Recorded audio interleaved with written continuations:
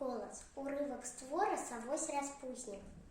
У Савосева суседа был пярэсценькі каток, выхаванец Паўла дзеда, такі слаўны пестунок.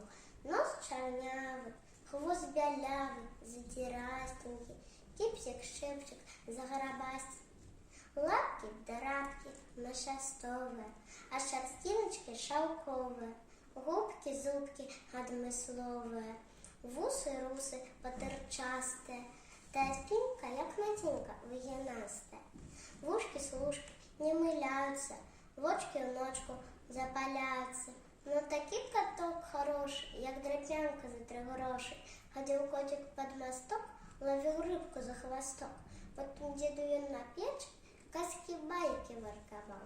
Белым хвосцікам дарэчы тахты спевам адбіваў. Коцік з дзедам жыў у згодзе, не сварыліся за печ. Быў раз коцік на паходзе, на мышэй падняў ён меч.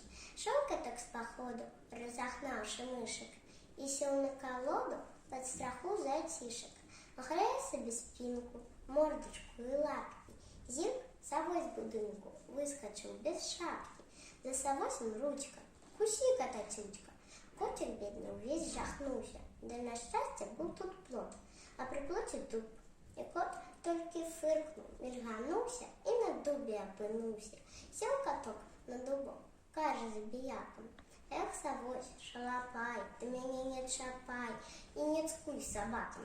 Не ўдалося Савосю катка падкусіць, і прыйшлося Антося на помач прасіць.